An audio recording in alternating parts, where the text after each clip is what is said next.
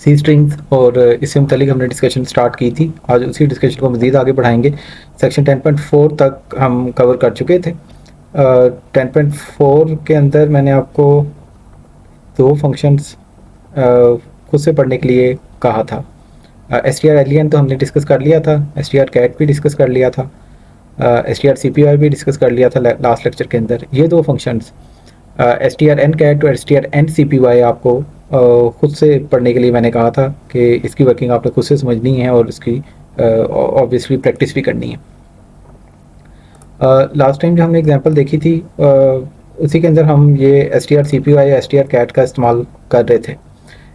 एक चीज़ मज़ीद आगे बढ़ने से पहले मैंने वो पियाज़ा के ऊपर भी शेयर की थी कि आपके विजुअल स्टूडियो के ऊपर ये S T R C P Y S T R cat का फंक्शन जब आप यूज़ करेंगे तो वार्निंग या एरर आ सकती है आपको। विजुअल स्टूडियो 2010 से उससे जो पुराने वर्जन हैं तो उसके ऊपर वार्निंग आएगी। उसके बाद अगर 2015 2018 है आपका विजुअल स्टूडियो का वर्जन तो उसके ऊपर ये एरर आती है इन दो फंक्शंस और स्ट्रिंग की सी स्ट्रिंग की इसी तरह बाकी के फंक्शंस यूज़ करने पे भी। तो उसका हल मैंने शेयर किया था कि आपने जाके प्रोजेक्ट की सेटिंग्स के अंदर ये एक स्ट्रिंग प्लेस करनी है उन एरर से या वार्निंग से छुटकारा हासिल करने के लिए। तो प्रोजेक्ट की प्रॉपर्टीज़ में जाएं, कॉन्फ़िगरेशन प्रॉपर्टीज़, इसके आगे ये C plus plus preprocessor definitions. तो इसको फॉलो भी करके एक बार देख लेते हैं। प्रॉपर्टीज़, ये configuration properties, C plus plus और उसके अंदर प्री प्रोसेसर। यहाँ पे पहुँचेंगे तो यहाँ पे प्री प्रोसेसर डेफिनेशन पहले भी कुछ चीज़ें यहाँ पे लिखी हुई हैं, तो उसके शुरू में आपने ये वाली स्ट्रिंग जो मैंने बताई थी वो पेस्ट कर देनी है या खुद से टाइप कर देनी है। Underscore C R T underscore secure underscore no underscore warnings और सेमीकोलन, क्योंकि ये मल्टीपल प्री प्रोसेसर डेफिनेशन है यहाँ पे, तो they are separated by semicolon. तो मेक श्योर कि आप भी यहाँ पे सेमीकोलन प्लेस करें। उसके बाद ओके कर देंगे तो एरर वार्निंग अब जो S T R C P Y S T R cat या दूसरी सी स्ट्रिंग के फंक्शंस के ऊपर आती है वो अब नहीं आएगी। ये हमने वही फंक्शंस हैं जो हमने लास्ट टाइम भी डिस्कस किए थे, तो इसको दोबारा हम डिस्कस नहीं करेंगे। S T R N cat और S T R N C P Y की बात थोड़ी सी कर लेते हैं। ये लेट्स सपोज के आपके पास दो स्ट्रिंग्स हैं, दो सी स्ट्रिंग्स हैं। मैंने यहाँ पे एक सी स्ट्रिंग S1 बनाई है 31 साइज़ की, A B C D E F से उसे इनिशलाइज़ कर लिया है, यूज़र से भी इनपुट ले सकते हैं, मैंने खुद से इनिशलाइज़ कर लिया है। S2 11 साइज़ की है, डब्ल्यू एक्स वाई जी उसके अंदर इनिशलाइज़ कर लिया गया है। S1 को आउटपुट कर रहे हैं, S2 को आउटपुट कर रहे हैं। ज़ाहिर है पहली लाइन में यहाँ पे A B C D E F display हो जाएगा, यहाँ पे W X Y Z display हो जाएगा। अब मैं चाहता हूँ S T R N C P Y को पहले डिस्कस करते हैं।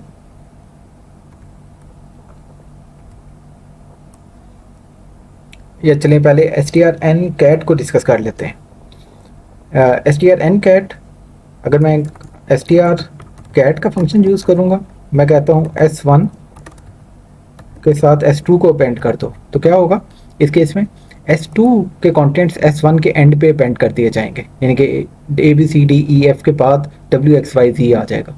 इसके अंदर मुझे 4 कैरेक्टर्स का इजाफा हो जाएगा। ये तो हम देख चुके हैं। तो S T R N cat क्या करेगा, S T R N cat के 3 पैरामीटर्स हैं। पहले 2 पैरामीटर्स स्विच रही हैं, स्ट्रिंग जिसके अंदर कॉपी करना है, स्ट्रिंग जहाँ से कॉपी करना है, और तीसरे पैरामीटर में आप एक इंटीजर देंगे, इंटीजर स्पेसिफाई करेंगे कि कितने कैरेक्टर S2 से S1 के एंड पे कंकैटिनेट करने हैं। तो मैं लेट्स सपोज यहाँ पे स्पेसिफाई कर देता हूँ 3। S2 के अंदर वैलिड कैरेक्टर्स 4 हैं, डब्ल्यू एक्स वाई दी मैं 3 स्पेसिफाई कर देता हूँ। तो basically this function call now means that concatenate the first 3 characters from C string S2 which are W, X and Y। ये 3 कैरेक्टर्स हैं और इनको S1 के एंड पे अपेंड कर दो, सिर्फ W, X, Y को, पूरी की पूरी S2 को नहीं। अगर मैं पूरी की पूरी S2 को करना चाहता तो मैं str cat के फंक्शन दायरे यूज़ करता। यहाँ पे मैं सिलेक्टेड नंबर ऑफ कैरेक्टर्स को मूव करना चाह रहा हूँ, S2 के पहले चंद कैरेक्टर्स को मूव करना चाह रहा हूँ, तो जितने कैरेक्टर्स को मैं S1 के एंड पे अपेंड करना चाह रहा हूँ वो यहाँ पे स्पेसिफाई करेंगे तीसरे पैरामीटर के अंदर। उसके बाद से मैंने फंक्शन कॉल से पहले भी इनको डिस्प्ले कर लिया, फंक्शन कॉल के बाद भी जो चेंज आई है उसमें S1 S2 में उनको भी डिस्प्ले कर लेते हैं। तो इसको चला के देखते हैं। तो str_n_cat का फंक्शन कॉल करने से पहले s1 के अंदर ABCDEF पड़ा हुआ है और s2 के अंदर WXYZ पड़ा हुआ है। आफ्टर दिस फंक्शन कॉल जब ये कंकेटिनेशन हो गई है तो आप देख सकते हैं कि S1 के एंड पे अब WXY आ चुके हैं, अपेंड हो चुके हैं। पहले 3 characters from string S2 which are WXY have been appended at the end of S1। तो आप पूरी स्ट्रिंग S2 नहीं पेंड करना चाह रहे, रहते उसके पहले चंद कैरेक्टर्स पेंड करना चाह रहे हैं, तो उसके लिए आप str_n_cat का फंक्शन यूज़ कर सकते हैं। यहाँ पे अगर मैं कहता हूँ लेट्स सपोज 2, तो only the first 2 characters from S2 will be appended, W और X सिर्फ अपेंड होंगे F के बाद। और obviously as a result of this function call S2 is not changed, S2 के सिर्फ पहले चंद कैरेक्टर्स उठाए जाते हैं और S1 के एंड पे अपेंड किए जाते हैं, तो S1 is actually changing, S2 is not changing. अच्छा, अगर मैं यहाँ पे एक बड़ा नंबर स्पेसिफाई कर दूँ, यानी कि एक ऐसा नंबर स्पेसिफाई कर दूँ जितने कैरेक्टर्स ही नहीं है, इधर मेरे पास इतने कैरेक्टर्स ही नहीं है, तो तब क्या बिहेवियर होगा। लेट्स सपोज कि मैं यहाँ पे स्पेसिफाई कर देता हूँ 8। Now the string my string S2 does not have 8 valid characters, size तो है उसका 11, लेकिन उसके अंदर वैलिड कैरेक्टर्स नल से पहले पहले 4 हैं। सो इन दिस केस str_n_cat का बिहेवियर ये होगा कि अगर S2 से आप कैरेक्टर उठाते जा रहे हैं और अगर नल कैरेक्टर कहीं पे आ जाता है, यहाँ पे ऑब्वियसली जी के बाद नल आ रहा होगा, नल कैरेक्टर आ जाता है तो it will stop there and then, वहीं पर रुक जाएगा, तो एक्स्ट्रा कैरेक्टर्स कॉपी नहीं करेगा eight the end of S1। So in this case only these given 4 characters will be copied, WXYZ ABCDEF के बाद अपेंड हो जाएंगे। सिमिलरली और भी कोई बड़ा नंबर मैं लेट्स सपोज यहाँ पे 80 लिख देता हूँ, तो तब भी अगेन कोई मसला नहीं होगा, क्योंकि उसके अंदर S2 के अंदर वैलिड कैरेक्टर्स ही उससे कम है, तो वो नल पे आके रुक जाएगा। यानी कि यहाँ पे नंबर स्पेसिफाई करने का मतलब ये कि पहले इतने कैरेक्टर S2 से उठाओ, लेकिन अगर उससे पहले नल आ जाता है तो उससे पहले ही रुक जाओ। So that is an example of str_n_cat। और अब आते हैं str_n_cpy की तरफ। str_n_cpy का भी आपको थोड़ा सा आइडिया हो गया होगा कि यहाँ पे इसका क्या बिहेवियर होगा। str_cpy तो कॉपी कर देता है, जैसे कि ऊपर हम यहाँ पे यूज़ कर रहे थे, उसे नेम 1 के कंटेंट्स को नेम 3 में कॉपी कर देता है, नेम 3 के कंटेंट्स ओवरराइट हो जाते हैं। अब यहाँ पे जब मैं कहूँगा S1 S2, तो मैं कह रहा हूँ S2 से करेक्टर्स उठाओ और S1 में कॉपी कर दो, S1 के पुराने करेक्टर्स ओवरराइट कर दो। और तीसरा पैरामीटर मुझे स्पेसिफाई करने में हेल्प करेगा कि कितने कैरेक्टर्स उठाने। तो S2 से मैं कहता हूँ अगेन 3 कैरेक्टर्स उठाओ, 3 कैरेक्टर्स उठा के S1 में कॉपी कर दो। तो क्या होना चाहिए इसके बाद, S1 के अंदर ABCDEF पड़ा हुआ है, S2 के अंदर WXYZ पड़ा हुआ है, तो पहले 3 कैरेक्टर्स S2 के WXY कॉपी करेगा और S1 के अंदर पहले 3 इंडिसेस पे स्टोर कर देगा WXY। लेट्स सी कि आउटपुट क्या आती है। आउटपुट आपकी एक्सपेक्टेशन से शायद थोड़ी मुख्तलिफ आ रही है। S1 S2 फंक्शन कॉल से पहले ऑब्वियसली यही स्ट्रिंग्स उसके अंदर पड़ी हुई है, वही डिस्प्ले कर रहा है। तो जब मैंने कहा S2 से 3 कैरेक्टर्स उठा के S1 में कॉपी कर दो, तो उसने क्या किया, इसके पहले 3 कैरेक्टर WXY उठाए इधर कॉपी कर दिए, लेकिन बाकी के कैरेक्टर्स उसने वैसे के वैसे छोड़ दिए, DEF वैसे का वैसा पड़ा हुआ है। अब ऐसा क्यों हुआ है, str_n_cpy की ये प्रॉपर्टी है कि अगर आप str_n_cpy के तीसरे पैरामीटर में कोई ऐसा नंबर स्पेसिफाई करते हैं जो कि S2 की लेंथ से छोटा है, S2 की लेंथ क्या है 4, तो अगर 4 से छोटा कोई भी नंबर स्पेसिफाई करेंगे यहाँ पे, तो वो S1 के एंड पे नल कैरेक्टर डिपेंड नहीं करेगा। That's the behaviour of str_n_cpy। Now since I have specified 3 here, मैंने यहाँ पे 3 स्पेसिफाई किए जो कि इसकी लेंथ से S2 की लेंथ से छोटा है, तो वो सिर्फ पहले 3 कैरेक्टर यहाँ से कॉपी करेगा, ये WXY यहाँ पे ABC की जगह पे चले जाएंगे और no null character will be appended at the end here. तो ऐसे केसेस में अगर आप चाह रहे थे लेट्स सपोज कि आपके आउटपुट में आप फॉर एग्जांपल ये चाह रहे थे कि WXY इधर चले जाएं और उसके बाद ये स्ट्रिंग S1 फिनिश हो जाए, यानी कि इसके पहले 3 कैरेक्टर S1 में कॉपी हो जाएं और यहाँ पे DEF ना हो, फॉर एग्जांपल यहाँ पे सिर्फ WXY हो S1 के अंदर, तो then you must copy the null character yourself, because वही जैसे मैंने पहले बताया कि str_n_cpy में अगर आप तीसरा पैरामीटर एक ऐसा नंबर दे रही हैं जो कि S2 की लेंथ से छोटा है, तो वो नल कैरेक्टर ऑटोमेटिकली अपेंड नहीं करेगा S1 के एंड पे। तो if you want the null character to be appended, तो तब आपको क्या करना होगा, इस केस में आपको खुद से जाके S1 के तीसरे इंडेक्स पे आप 3 कैरेक्टर्स जो कॉपी हुए हैं S2 से, वो कहाँ पे कॉपी हुए होंगे, वो इंडेक्स नंबर 0, 1 और 2 पे कॉपी हुए होंगे। Once again the indexing starts at 0। तो इंडेक्स 3 पे जाके आपको खुद से नल कैरेक्टर को स्टोर करना पड़ेगा। Now observe the output of this code segment. अब आउटपुट वो आ रही है जो शायद आप पहले एक्सपेक्ट कर रहे थे या चाह रहे थे। तो आपने कहा कि इसके 3 कैरेक्टर्स उठाओ और S1 में कॉपी कर दो, तो WXY कॉपी कर दिए। अभी DEF यहाँ पड़ा हुआ था, लेकिन अगली स्टेटमेंट में आपने कह दिया इंडेक्स 3 पे नल स्टोर करवा दो। तो इसके इंडेक्स 3 पे नल स्टोर करवा दिया गया, मतलब S1 यहाँ पे फिनिश हो गई। तो यहाँ पे अब WXY सिर्फ S1 के अंदर पड़ा हुआ है।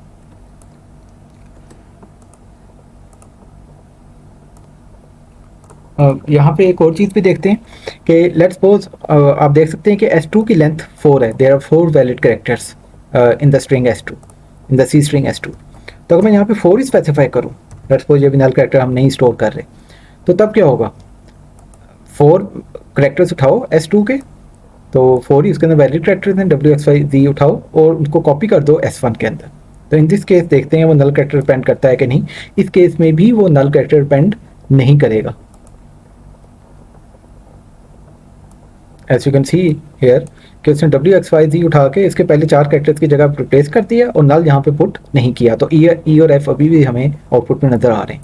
इसका मतलब है कि अगर strncpy का लास्ट पैरामीटर S2 की लेंथ के बराबर है या उससे छोटा है, तो कंपाइलर S1 के एंड पे नल कैरेक्टर डिपेंड नहीं करेगा, वो आपको डिपेंड करना पड़ेगा। अगर आप चाहते हैं इस केस में 4 कैरेक्टर डिपेंड होकर फिर इंडेक्स 4 के ऊपर नल कैरेक्टर आ जाए, तो वो आपको खुद से इस तरह से स्पेसिफाई करना पड़ेगा। नाउ यू विल सी कि WXYZ ही होगा सिर्फ S1 के अंदर, अब वो EF नहीं पड़ा हुआ, क्योंकि नल कैरेक्टर मैंने खुद से इंडेक्स 4 के ऊपर स्पेसिफाई कर दिया।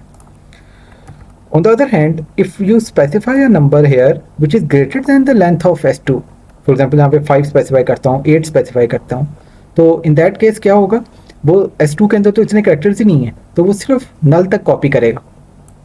यानी कि नल आएगा तो वो कॉपी करना टर्मिनेट कर देगा। तो 4 कैरेक्टर उसने यहाँ से कॉपी किए और उसके बाद यहाँ पे strncpy का बिहेवियर थोड़ा सा चेंज होता है कि वो कहता है जी कि आपने 8 कैरेक्टर्स कॉपी करने का कहा है, 4 कैरेक्टर उसे यहाँ से मिल गए और बकाया 4 जगहों पे इस एरे के अंदर S1 के अंदर वो नल कैरेक्टर स्टोर कर देगा।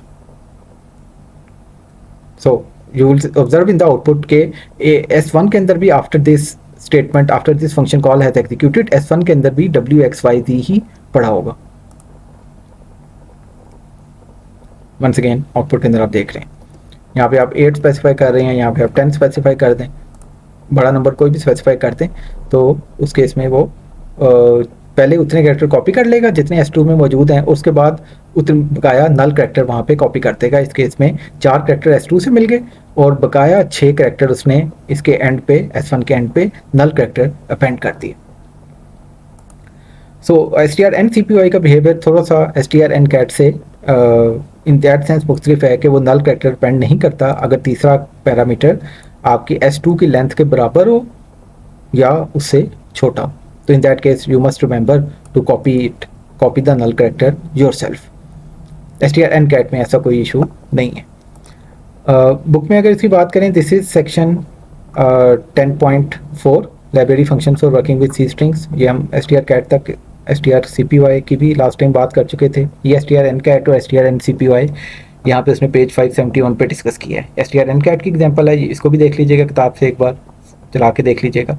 और यहाँ पे strncpy को एक्सप्लेन कर रहा है कि वही 3 पैरामीटर्स हैं कि strncpy will copy no more than 5 characters from string 2 to string 1. However, if the specified number of characters is less than or equal to the length of string S2, a null terminator is not appended to string 1. जैसा भी हमने discuss किया, example में देखा भी। If the specified number of characters is greater than the length of string 2, then string 1 is padded with null terminators up to the specified number of characters. For example, अभी हमने देखा कि हमने यहाँ पे 10 स्पेसिफाई कर दिया था, S2 में 4 ही करेक्टर थे, तो उसने बकाया 6 करेक्टर्स, 4 तो ये वाले उठाए S1 में डाल दिए और बकाया 6 करेक्टर्स WXYZ के बाद उसने 6 नल करेक्टर पेंड कर दिए होंगे S1 के एंड पे। ये उसने यहाँ पे भी एक्सप्लेन किया, इस एग्जाम्पल को भी एक बार चला के देख लीजिएगा। तो we have discuss both of those functions जो लास्ट टाइम मैंने आपको पढ़ने के लिए खुद से कहा था, तो hopefully they should be clear now. str is our next function. ये जो फंक्शन है str ये यूज़ किया जाता है एक स्ट्रिंग में एक सी स्ट्रिंग में किसी दूसरी सी स्ट्रिंग की occurrences तलाश करने के लिए। इसको भी पहले एग्जांपल के थ्रू देखते हैं। लेट्स सपोज के आपके पास ये एक सी स्ट्रिंग है, टेम्प नाम की एक सी स्ट्रिंग बना ली है, उसके अंदर ये कुछ कंटेंट सेव किए हैं 421511 और मैं अब str का फंक्शन यहाँ पे यूज़ करके देखना चाह रहा हूँ। तो str दो पैरामीटर हैं इसके। पहला पैरामीटर वो स्ट्रिंग जिसके अंदर सर्च करना है और दूसरा पैरामीटर वो सी स्ट्रिंग जिसको सर्च करना है। तो मैं 1 को तलाश करना चाह रहा हूँ इस स्ट्रिंग के अंदर, इसी स्ट्रिंग के अंदर। तो ये फंक्शन क्या रिटर्न करेगा? ये फंक्शन एक पॉइंटर रिटर्न करेगा, एक कैरेक्टर पॉइंटर रिटर्न करेगा and that pointer will be pointing to the first occurrence of this string, the second parameter within the first string. पहले पैरामीटर की स्ट्रिंग के अंदर दूसरे पैरामीटर में जो सी स्ट्रिंग स्पेसिफाई की है उसकी पहली अकरेंस, और पहली अकरेंस आप देख सकते हैं यहाँ पे कहाँ आ रही है, इस जगह पे आ रही है। This is the first occurrence. तो इसका पॉइंटर, इस 1 के ओ का पॉइंटर रिटर्न करेगा। उसको मैं एक पॉइंटर CP में लेट्स सपोज सेव कर रहा हूँ। तो दैट पॉइंटर CP अगर मैं उसको डिस्प्ले करूँ, अगर मैं यहाँ पे पहले टेम्प को डिस्प्ले करूँ, टेम्प इज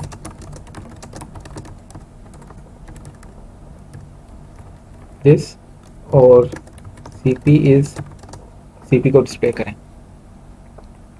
सो टेम्प को डिस्प्ले करने से ऑब्वियसली ये पूरी स्ट्रिंग डिस्प्ले होगी स्क्रीन के ऊपर 421511 जो भी इसके अंदर पड़ा हुआ। उस पर CP अब पॉइंट कर रहा होगा, सिंस 1 उसे पहली बार यहाँ पे मिला है, इस जगह पे मिला है, तो इसका पॉइंटर जब आप रिटर्न करेंगे तो इससे ऑनवर्ड पूरी स्ट्रिंग को डिस्प्ले करेगा, यानी कि सेकंड आउटपुट विल बी 1511। पहली आउटपुट इस स्टेटमेंट के नतीजे में पूरी स्ट्रिंग टेम्प डिस्प्ले हो जाएगी और इसके नतीजे में दूसरी स्टेटमेंट के नतीजे में यहाँ से ऑनवर्ड जहाँ पे 1 की पहली अकरेंस मिली है वहाँ से ऑनवर्ड पूरी स्ट्रिंग डिस्प्ले हो जाएगी। और यहाँ पे याद रखिए कि जब भी आप किसी कैरेक्टर पॉइंटर को या एरे को, कैरेक्टर एरे को डिस्प्ले करते हैं तो उस वक्त तक कैरेक्टर्स को डिस्प्ले करता है जब तक कि नल कैरेक्टर ना आ जाए। तो टेम्प को डिस्प्ले करने से पूरी स्ट्रिंग डिस्प्ले हो रही है, जबकि CP को डिस्प्ले करने से जहाँ पे पॉइंटर आया होगा वहाँ से ऑनवर्ड वो पूरी सी स्ट्रिंग को नल तक डिस्प्ले करवा रहा होगा। इसको चला के देखते हैं। As you can see here कि पहली आउटपुट तो वही आ रही है टेम्प के अंदर, ये वाली स्ट्रिंग पूरी डिस्प्ले हो रही है 421511 और दूसरी स्ट्रिंग जो मैं CP को डिस्प्ले कर रहा हूँ तो CP is pointing to the first occurrence of 1 within this string temp. तो वो 1511 इस 1 से ऑनवर्ड जो भी स्ट्रिंग है नल कैरेक्टर तक वो डिस्प्ले करवा रहा है। तो through this function you can find the occurrence of one string with in another string. यहाँ पे मैंने एक तरह से हार्ड कोड कर दी हैं ये स्ट्रिंग्स, आप यूज़र से भी लेके इसको ट्राई कर सकते हैं कि यूज़र से एक बड़ी स्ट्रिंग लें फिर उसको एक और स्ट्रिंग दें, उसमें वो सर्च करें। लेट्स सपोज कि मैं यहाँ पे सर्च करना चाहता हूँ 15 को, इसमें स्पेस भी आ सकती है, तो 15 is a whole string including space. तो ये उसे कहाँ मिल रही है, ये उसे अगेन इसी इंडेक्स पे मिल रही है 15 पे, तो वो 1511 डिस्प्ले कर रहा है।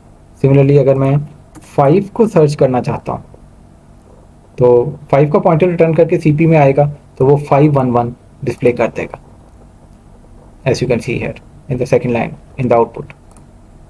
तो ये फंक्शन str का मुझे किसी भी स्ट्रिंग की पहली अकरेंस किसी दूसरी स्ट्रिंग में फाइंड आउट करके उसका पॉइंटर रिटर्न कर रहा है, और अगर वो स्ट्रिंग उसके अंदर हो ही ना तो तब ये CP क्या रिटर्न करेगा।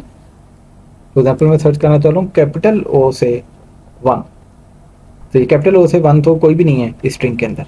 इन that case this function will return a null pointer. Null pointer अगर रिटर्न कर रहा है, इस केस में अगर नहीं मिला तो इसका मतलब मुझे यहाँ पे चेक लगा लेना चाहिए कि अगर CP is not equal to null तो तभी मुझे उसको डिस्प्ले करना है, और अदरवाइज अगर CP नल है तो I will print some message not found कि आपने जो स्ट्रिंग सर्च करना चाही थी वो गिवन स्ट्रिंग के अंदर मौजूद ही नहीं है। तो इसके इसमें मैं 1 सर्च कर रहा हूँ तो मैसेज ये वाला प्रिंट होना चाहिए, नॉट फाउंड का मैसेज प्रिंट होना चाहिए, as you can see here कि नॉट फाउंड का मैसेज प्रिंट होगा। तो it always better to check the return value कि अगर वो नल नहीं है तो तभी उसको प्रिंट करो, अदरवाइज उसको एरर मैसेज या कोई और इस तरह का मैसेज प्रिंट कर दें। अगर आप नल ये चेक नहीं लगाते और नल को भी डिस्प्ले करने की कोशिश करते हैं तो that will result in a run time error. तो always make sure to perform this check. Now अब एक टास्क है आप लोगों के करने के लिए। हमने यहाँ पे देखा कि आपने 1 की अकरेंस फाइंड की तो उसने पहली अकरेंस तलाश करके दी आपको, दूसरी बार जब इस फंक्शन को कॉल करेंगे अगर करते हैं तो फिर वो पहली अक्रेंसी तलाश करके देगा।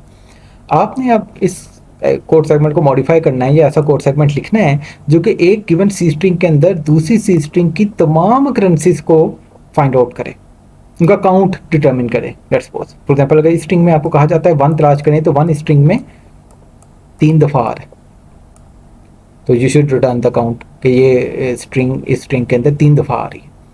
तो उसको कैसे करेंगे, एस टी आर को ही थोड़ा सा इंटेलिजेंटली यूज़ करना होगा। तो उसके बारे में थोड़ा सा सोचें, थोड़ा सा भी सोचेंगे तो वो चीज़ समझ आ जाएगी। तो यहाँ पे मैं लिख देता हूँ कि आपने क्या करना है।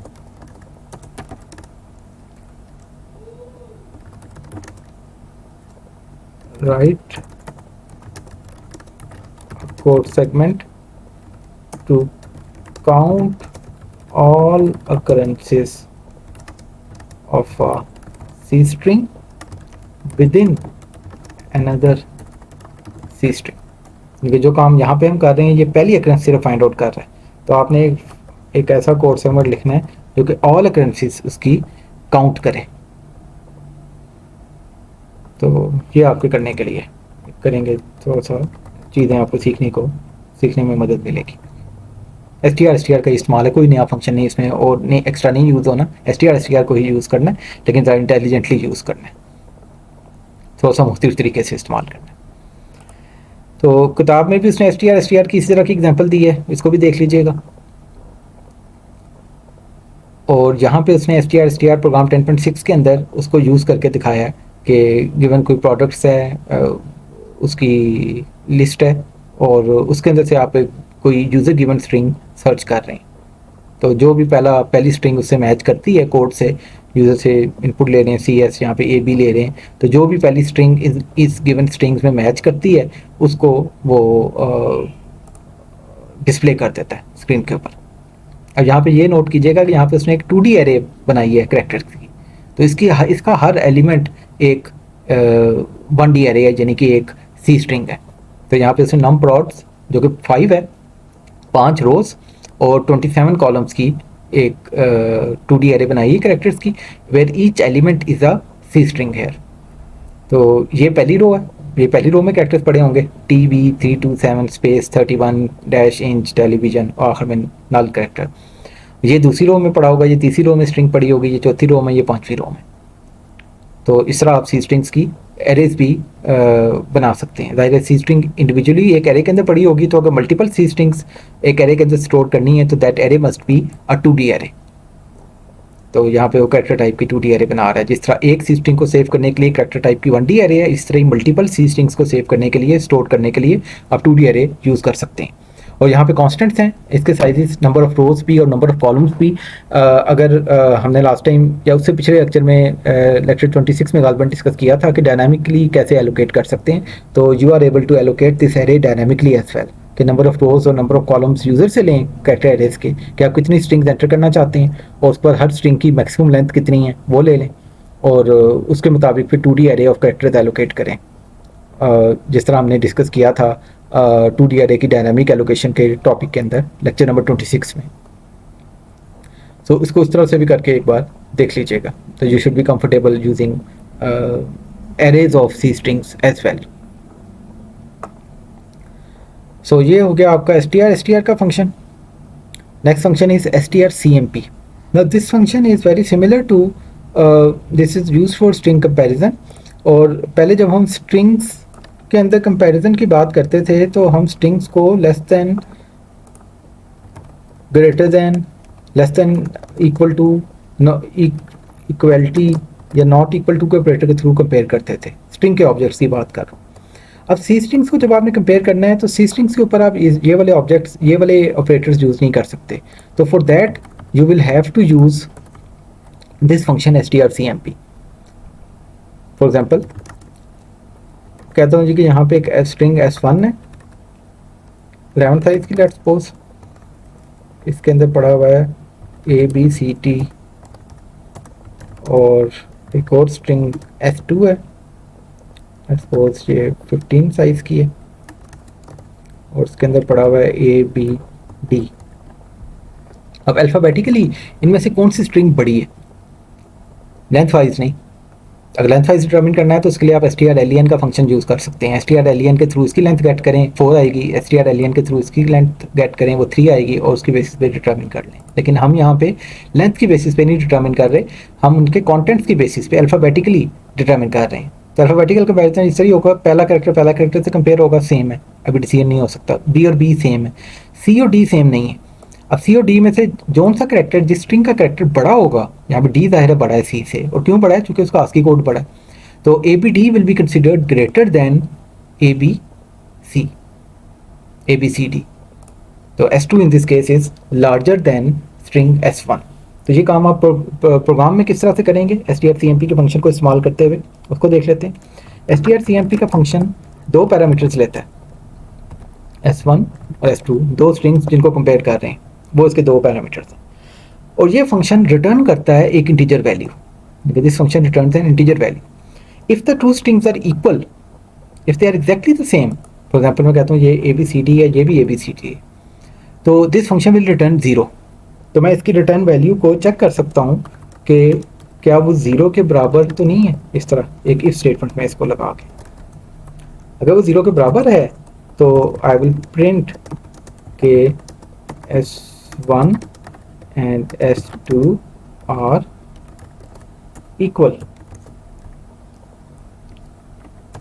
otherwise I will print S1 and S2 are not equal। तो इन दिस केस ऑब्वियसली ये पहले वाला मैसेज प्रिंट होगा। तो आगे कंफर्म कर लेते हैं, तो S1 and S2 are equal वाला मैसेज जैसा कि हम एक्सपेक्ट कर रहे थे वही प्रिंट हुआ है। तो ये वाला फंक्शन जिसके अंदर दो पैरामीटर्स जा रही हैं, सी स्ट्रिंग 0 रिटर्न करेगा अगर both strings are equal. If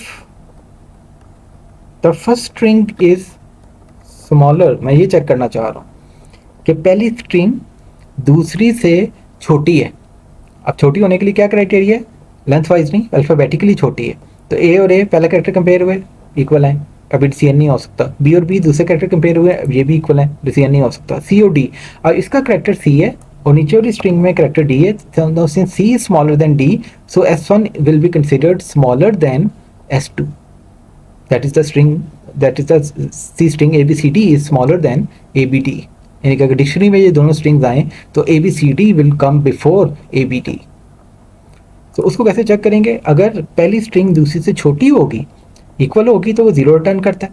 अगर छोटी होगी तो वो कोई नेगेटिव नंबर रिटर्न करेगा। वो नंबर -1 भी हो सकता है, वो नंबर कोई भी नेगेटिव नंबर हो सकता है।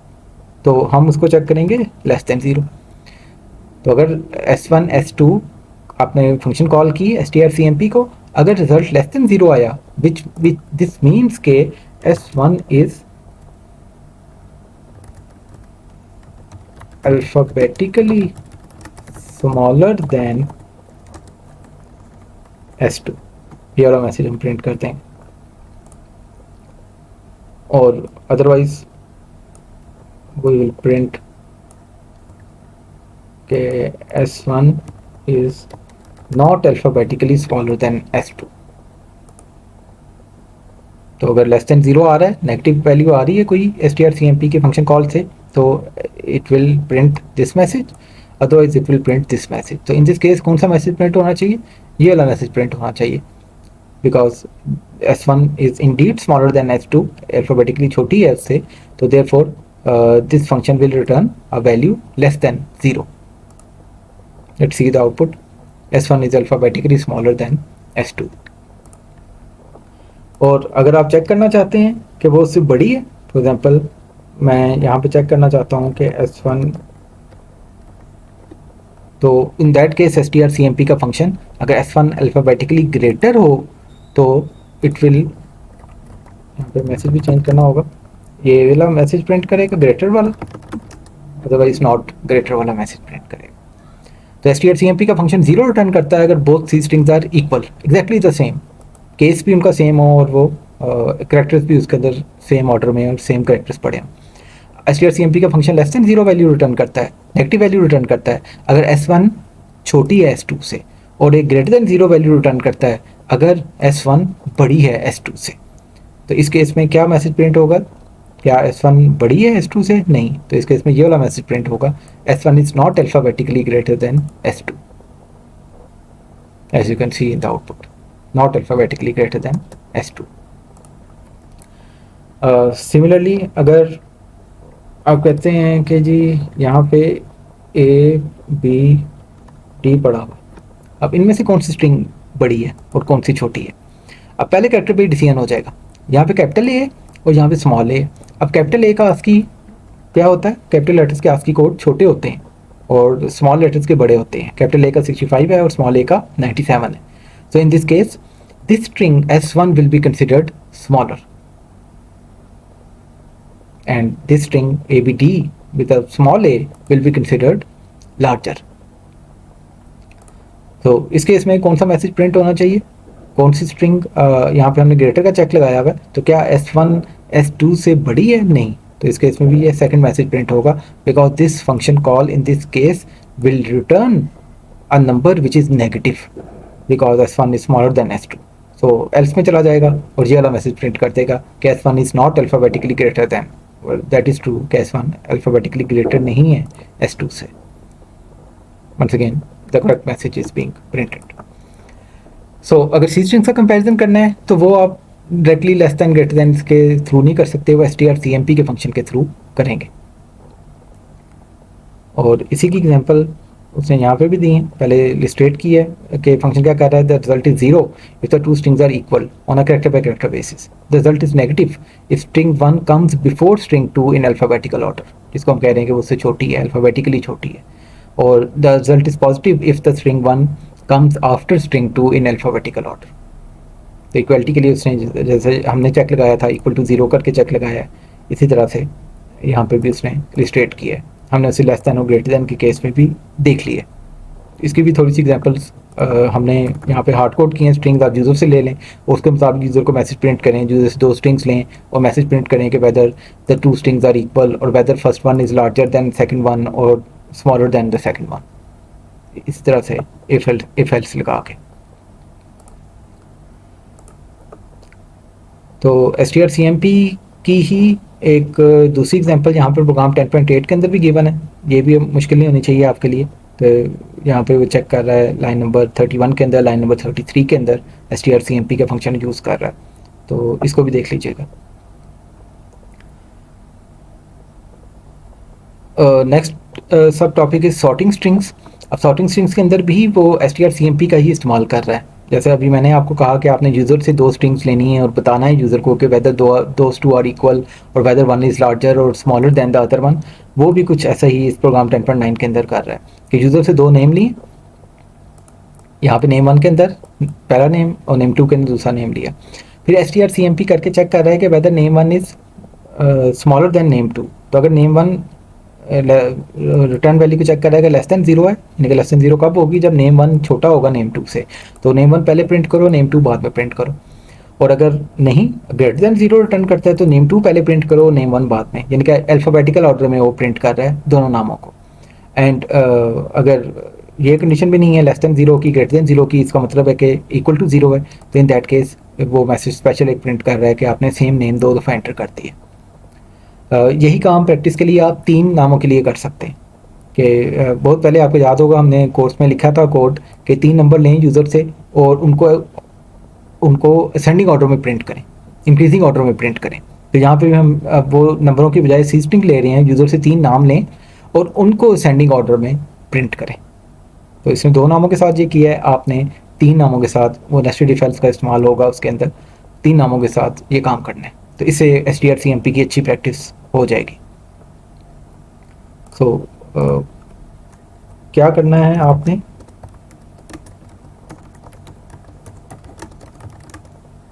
Take 3 names as C strings from the user and print them in ascending या अल्फ़ाबेटिकल ऑर्डर में उन्हें प्रिंट करें। और हेल्प आपको इस कोर्स सेगमेंट से मिल जाएगी प्रोग्राम 10.9 से, जिसके अंदर वो 2 नामों के साथ यही काम कर रहा है। आपने 3 नामों के साथ यही काम करना है। तो ये एक और काम है आपके करने के लिए। यहाँ पे इसने इस टेबल के अंदर टेबल 10.3 में तमाम फंक्शंस की समरी दी है। हम तमाम डिस्कस कर चुके हैं। str_len, str_cat, strcpy last time discuss किया था। str_ncat, str_ncpy आज हमने डिस्कस कर लिया है, और उसके बाद strcmp और str_str भी देख लिए। So that completes this section 10.4 of your text book. Checkpoint exercise इसमें से आपको 10.9 तक तो करने के लिए लास्ट टाइम ही दे दी थी। 10.10 भी अब कर लीजिएगा, ये भी अब आप कर सकते हैं। So next thing is section 10.5 string numeric conversion functions. This function जो इस सेक्शन में से फंक्शन बताए हैं वो हम सारे के सारे नहीं पढ़ेंगे। हम शुरू के सिर्फ ये 3 फंक्शन डिस्कस करेंगे। तो सबसे पहले a2i की बात करते हैं। It is a very useful function. It is use to convert a C string which contains numeric values into a number, into an integer. a2i इसका नाम है। This actually means ASCII to integer. a for ASCII, 2 and i for integer. इस तरह 2 और functions भी हैं, ASCII to long भी और ASCII टू फ्लोट भी। इनको डिस्कस करते हैं। Let us comment this out. Let's suppose कि आपके पास एक सी स्ट्रिंग के अंदर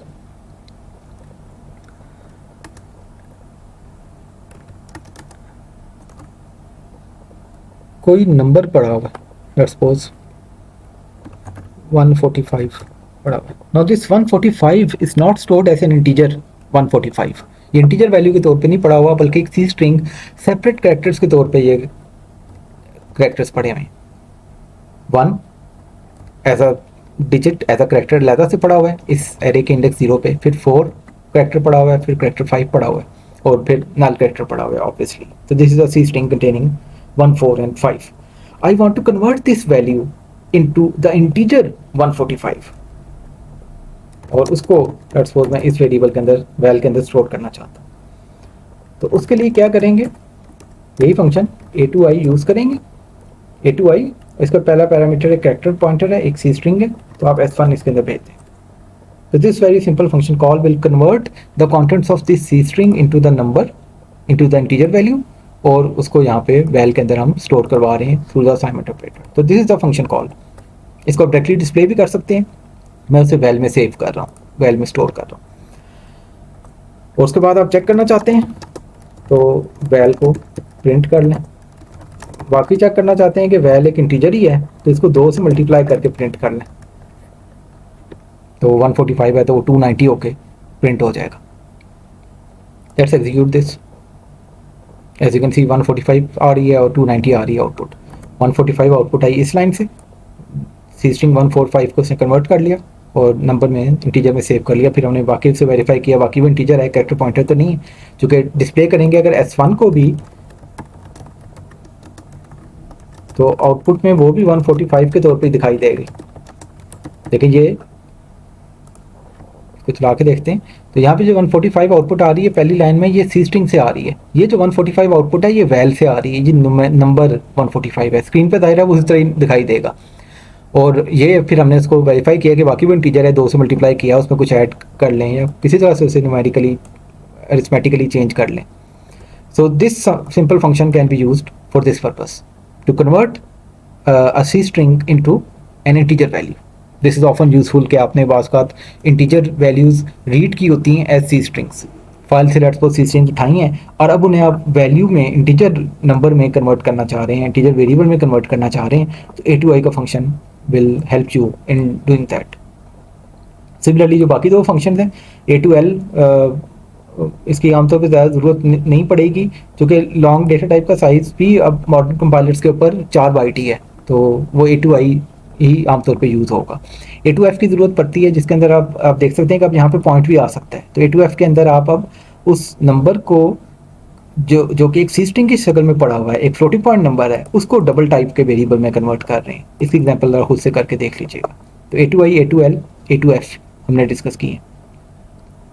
इसके बाद जो उसने 10.5 के अंदर ये बाकी के फंक्शंस बताए हैं, स्ट्रिंग टू नंबर फंक्शंस हैं ये टेबल 10.5 के अंदर, और 2 स्ट्रिंग के फंक्शंस हैं टेबल 10.6 के अंदर, ये हम नहीं पढ़ेंगे। ये आपके सिलेबस का पार्ट नहीं है। तो इसकी एग्जांपल भी ऑब्वियसली आपके सिलेबस का पार्ट नहीं है। तो सेक्शन जो 10.5 है इसके अंदर हमने सिर्फ इसका ये जो पहला पेज है, पेज नंबर 579, ये कवर किया है, A2I, A2L, A2F, और एक और फंक्शन हम अभी देखेंगे जो उसने यहाँ पे नहीं बताया, but that is often useful, उसको हम डिस्कस कर लेंगे। जो नीचे वाले ये जो फंक्शंस हैं, स्ट्रिंग टू नंबर फंक्शंस और टू स्ट्रिंग वाले फंक्शंस, ये आपके सिलेबस का पार्ट नहीं है। अपने तौर पर अगर पढ़ना चाहते हैं तो पढ़ सकते हैं आप, लेकिन सिलेबस का ये पार्ट नहीं है। A2I, A2L, A2F हमने डिस्कस कर लिए हैं। अब A2I का रिवर्स डिस्कस करते हैं कि A2I क्या कर रहा है। आस्की टू इंटीजर, आपके पास एक आस्की वैल्यू यानी कि एक सी स्ट्रिंग है जिसमें कैरेक्टर्स पड़े हुए हैं, आस्की कोड्स पड़े हुए हैं, और उसको आप इंटीजर वैल्यू में कन्वर्ट करना चाह रहे हैं। रिवर्स काम क्या हो सकता है, आप कहते हैं जी मेरे पास एक इंटीजर वैल्यू है और मैं उसको सी स्ट्रिंग में कन्वर्ट करना चाह रहा हूँ, उसकी भी ज़रूरत पड़ सकती है। और उसके लिए जो फंक्शन है, लेट्स कमेंट दिस आउट, उसके लिए जो फंक्शन है आप गेस कर सकते हैं उसका नाम क्या होगा। इसका नाम A2I है तो उसका नाम है I2A, इंटीजर टू आस्की। इसका रिवर्स काम कर रहा होगा जो ऊपर हमने अभी A2I का फंक्शन डिस्कस किया। तो I2A का फंक्शन क्या करता है, integer to ASCII. For example मैं कहता हूँ जी कि मेरे पास एक इंटीजर नंबर है, कोई भी नंबर, लेट्स सपोज 2467। इस नंबर को, इस इंटीजर वैल्यू को मैं कन्वर्ट करना चाहता हूँ इनटू अ सी स्ट्रिंग। उसके लिए सी स्ट्रिंग भी यहाँ पे बना लेते हैं, लेट्स सपोज के str1 के नाम से, और इसका साइज भी हम यहाँ पे स्पेसिफाई कर लेते हैं, लेट्स सपोज 26, 21, कुछ भी। सो I2A का फंक्शन में आप क्या करेंगे, I2A के फंक्शन में पहला पैरामीटर होता है वो नंबर जिसे कन्वर्ट करना है, वो इंटीजर वैल्यू जिसे कन्वर्ट करना है, नम मैंने स्पेसिफाई कर दिया।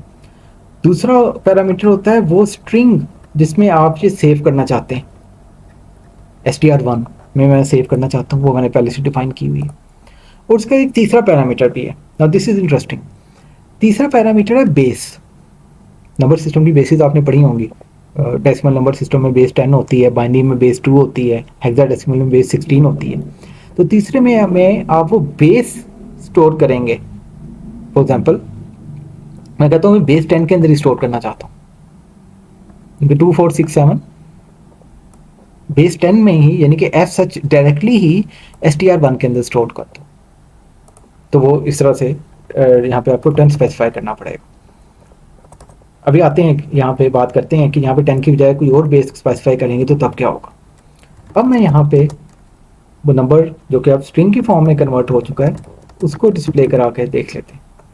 तो अब str1 के अंदर शुरू में कुछ नहीं था, मैं इनिशलाइज नहीं कराई थी। अब str1 के अंदर 2467 एज सेपरेट कैरेक्टर्स आ जाने चाहिए और वो यहाँ पे डिस्प्ले हो जाएंगे। और उसी को मैं उसकी लेंथ को भी डिटरमिन करके प्रिंट कर लेता हूँ, और लेंथ होगी उसकी क्या, 4, क्योंकि उसके अंदर 4 कैरेक्टर हैं, कैरेक्टर 2 पड़ा होगा, कैरेक्टर 4, कैरेक्टर 6, कैरेक्टर 7 पड़ा होगा, तो उसकी लेंथ होगी 4। तो आउटपुट की पहली लाइन आएगी 2467 और दूसरी लाइन आएगी 4 विच इज द लेंथ। यहाँ पे अगर नंबर मैं चेंज कर दूँ, मैं कहता हूँ जी लेट्स सपोज 24 है, तो 24 की लेंथ 2 है।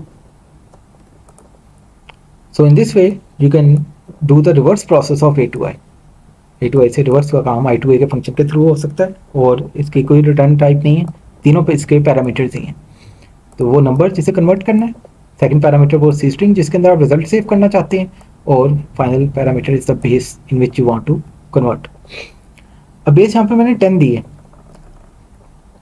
10 की जगह अगर मैं यहाँ पे बेस 2 कर दूँ, अब क्या होगा, अब वो इस 24 को, जो कि बेस 10 का नंबर है, इस 24 को कन्वर्ट करेगा इनटू बेस 2, और बेस 2 में यानी कि बाइनरी फॉर्म में जो उसकी फॉर्म बनती होगी वो str1 में सेव करेगा। और बाइनरी फॉर्म में 24 को कैसे लिखते हैं आपको पता होना चाहिए, कैसे लिखते हैं। 24 को लिखेंगे 11000, यानी कि 16 और 8 की प्लेस पे 1 आएगा और बाकी उससे आगे राइट साइड पे 0 आएंगे। तो लेट्स सी द आउटपुट है। तब आउटपुट में 11000 आ रहा है, which is the binary representation of 24।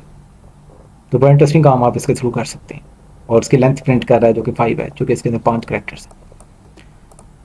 मैं कहता हूँ 24 को कन्वर्ट कर लो इंटू बेस 16। नाउ 24 का hexadecimal equivalent which is 18, base 16 में इसे 18 के तौर पे लिखेंगे। This is 1 into 16 raise power 1 and this is 8 into 16 raise power 0। Total बनेगा 24 इन बेस 10। तो उसे बेस 16 में कन्वर्ट करके उसने स्टोर कर दिया। Similarly you want to convert it into any other base, base 8 में ऑक्टल में कन्वर्ट करना चाहते हैं तो वो भी कर सकते हैं। तो ऑक्टल में 24, बेस 10 के 24 को ऑक्टल में 30 लिखेंगे।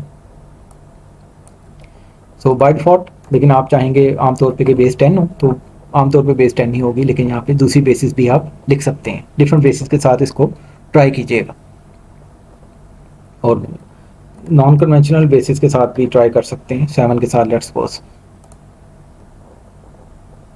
तो बेस 7 में जो 24 है बेस 10 का, वो 3 के तौर पे लिखा जाएगा। तो 3 into 7 raise power 1 plus 3 into 7 raise power 0।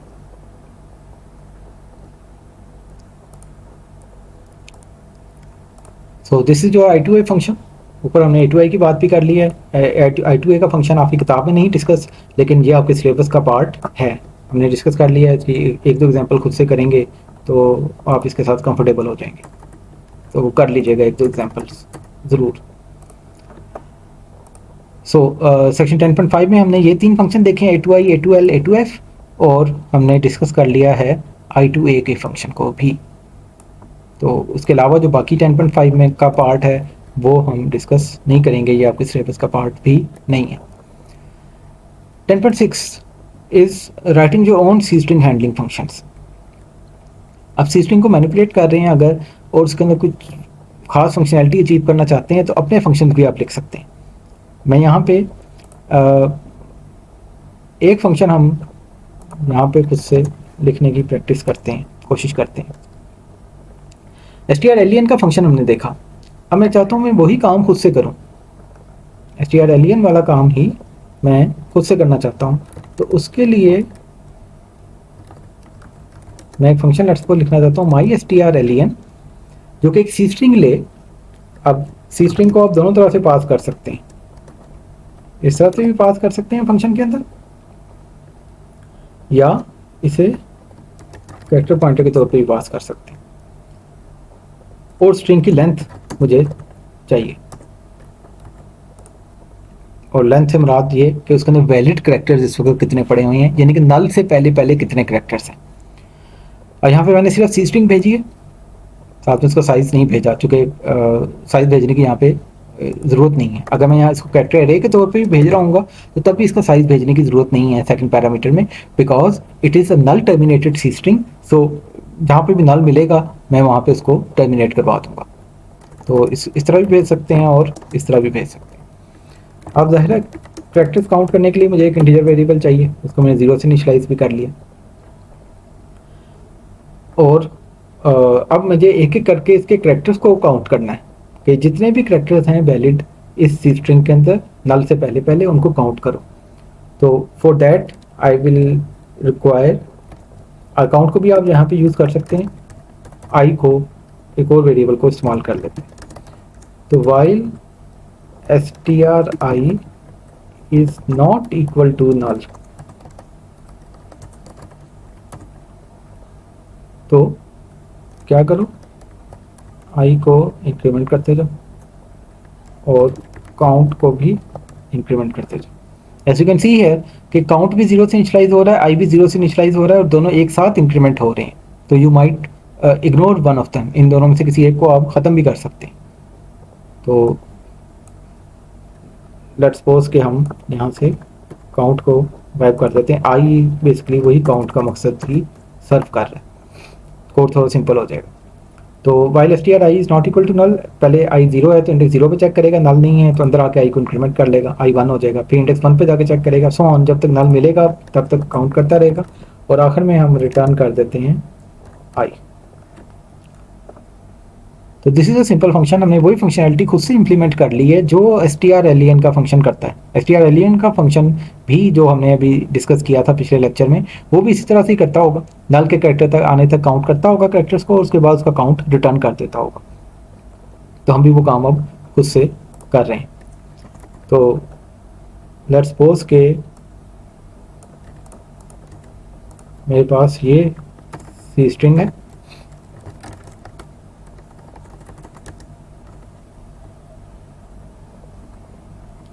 इसके अंदर ये कुछ कैरेक्टर्स पड़े हुए हैं। There are 6 + 2 8 characters here including spaces, और उसके बाद नल पड़ा होगा जाहिर है इसके अंदर। यूजर से भी ले सकते हैं आप स्ट्रिंग। और उसके बाद मैं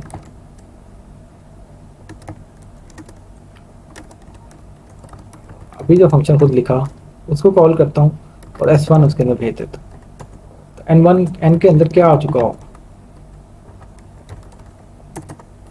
length of s1 is n। तो इसके अंदर कितने कैरेक्टर्स हैं वो मैंने अपने फंक्शन से ऊपर जो लिखा है उसके थ्रू काउंट करवाया, उसके बाद उसे डिस्प्ले कर लिया। Now this function should return 8 in this particular case, और वो 8 ही डिस्प्ले कर रहा है। तो we have implemented the functionality of strlen ourselves, खुद से हमने इम्प्लीमेंट कर लिए। इसी तरह से बाकी जो स्ट्रिंग के फंक्शंस हैं हमने डिस्कस किए हैं वो भी आप खुद से इम्प्लीमेंट कर सकते हैं। तो वो भी मैं आपके लिए छोड़ रहा हूँ, ये फंक्शन है, ये भी अपनी प्रैक्टिस के लिए खुद से इम्प्लीमेंट कीजिएगा। माई strcpy ये वही काम करेगा जो आपका strcpy का फंक्शन करता है, यानी कि इस यहाँ से कैरेक्टर्स उठाएगा, इस स्ट्रिंग से कैरेक्टर उठाएगा सेकंड पैरामीटर से, और पहले पैरामीटर में पहली स्ट्रिंग में कॉपी करता जाएगा। strcat का फंक्शन इसी तरह ही यहाँ से कैरेक्टर्स उठाएगा और पहली स्ट्रिंग के एंड पे अपेंड करता जाएगा। माई strcmp का फंक्शन भी इंप्लीमेंट किया जा सकता है जो कि इन दोनों स्ट्रिंग्स को, इन दोनों सी स्ट्रिंग के कंटेंट्स को कैरेक्टर बाय कैरेक्टर कंपेयर करेगा। This will be little challenging, लेकिन इतना भी मुश्किल नहीं है कि आप ना कर सकें। तो कैरेक्टर बाय कैरेक्टर कंपेयर करेगा, तो it will eventually return 0 if both strings are same. It should return -1 if first string is less than the second string, alphabetically less than the second string, and it should return +1, let's suppose, if the first string is greater than, alphabetically greater than the second string. Similarly, अभी जो हमने a2i का function ऊपर discuss किया यहाँ पे, जो कि सी स्ट्रिंग को इंटीजर में कन्वर्ट करने के लिए यूज़ होता है, वो भी आप यहाँ पे यूज़ कर सकते हैं, खुद से इम्प्लीमेंट कर सकते हैं, जो कि एक सी स्ट्रिंग लेगा और उसके कॉन्टेंट्स को कन्वर्ट करेगा इनटू द इंटीजर वैल्यू। तो ये 4 फंक्शन अगर खुद से इम्प्लीमेंट कर लेंगे तो इन फंक्शंस की अंडरस्टैंडिंग भी डेवलप हो जाएगी आपको बेहतर तौर पे, इनकी वर्किंग भी क्लियर हो जाएगी, और सी स्ट्रिंग के साथ भी आप कंफर्टेबल हो जाएंगे। तो डुअल बेनिफिट होगा इनको करने का, तो इनको ज़रूर इम्प्लीमेंट कर लीजिएगा। अच्छा, a2i को जब हम डिस्कस कर रहे थे, एक चीज़ और उसमें देखते हैं।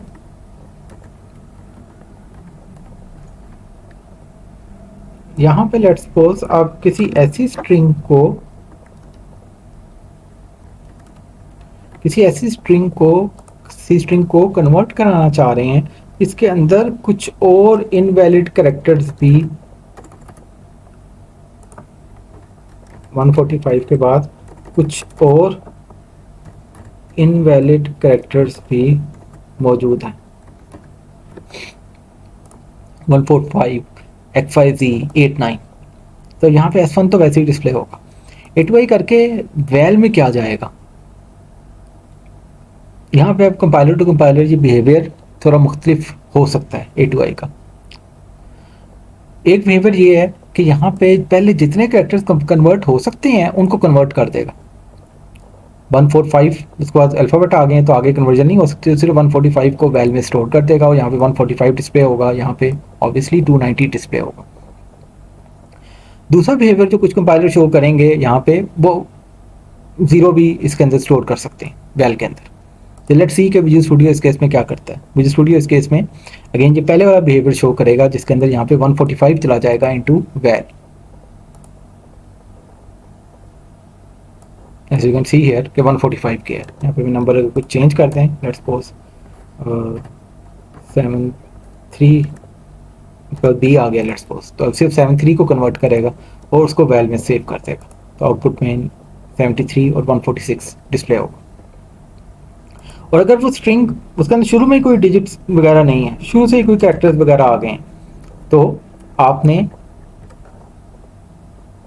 अगर ऐसी स्ट्रिंग को कन्वर्ट किया इनटू वैल, तो इस केस में वैल के अंदर 0 चला जाएगा, जैसे कि आप यहाँ पे ऑब्जर्व कर सकते हैं।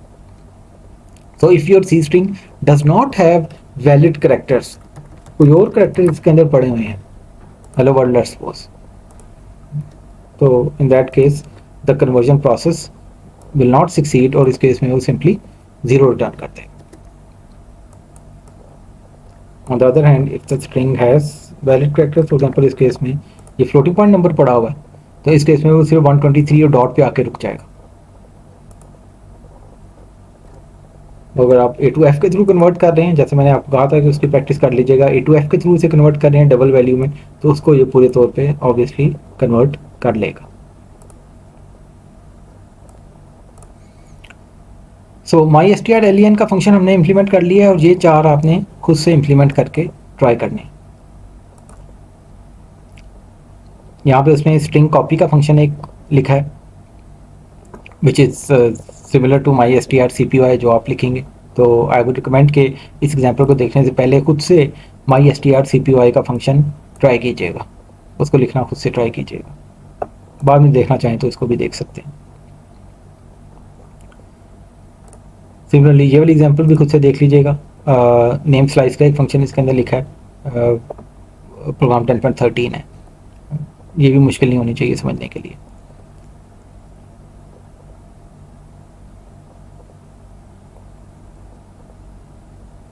And this one counts the this program 10.14 counts the occurrences of a given character in a given C string। ये भी आप चाहें तो खुद से लिख सकते हैं, काउंट कैट्स का फंक्शन है, ये उसने लिखा है कि नल आने तक वो चेक करता है, और उसके बाद कहीं पे भी अगर उसे कैरेक्टर मिलता है, यहाँ पे पॉइंटर नोटेशन वो यूज़ कर रहा है, सबस्क्रिप्ट नोटेशन नहीं यूज़ कर रहा, तो जहाँ पे भी कैरेक्टर मिलता है वो टाइम्स को एक काउंटर बनाया है उसको इंक्रीमेंट कर लेता है और आखिर में उसे रिटर्न कर देता है। तो इट इज़ काउंटिंग के गिवन कैरेक्टर जो सेकंड पैरामीटर में आ रहा है वो इस पहली वाली सी स्ट्रिंग में, पहले पैरामीटर में आने वाली सी स्ट्रिंग में कितनी बार आ रहा है। फॉर एग्जाम्पल ये स्ट्रिंग उसने एंटर की है स्टार्टिंग आउट विद C++, तो इसमें टी कितनी बार आ रहा है, तो टी यहाँ पे 4 दफ़ा आ रहा है, 4 टाइम्स। इसी तरह से आप मज़ीद भी इसके फंक्शन इम्प्लीमेंट कर सकते हैं कि गिवन सी स्ट्रिंग में कुछ ख़ास कैरेक्टर्स को काउंट करो, कैपिटल अल्फ़ाबेट्स काउंट करो, स्मॉल अल्फ़ाबेट्स काउंट करो, जिस तरह के काम आप पहले भी कर चुके हैं, तो यहाँ पे आप सी स्ट्रिंग के लिए वो इम्प्लीमेंट कर सकते हैं।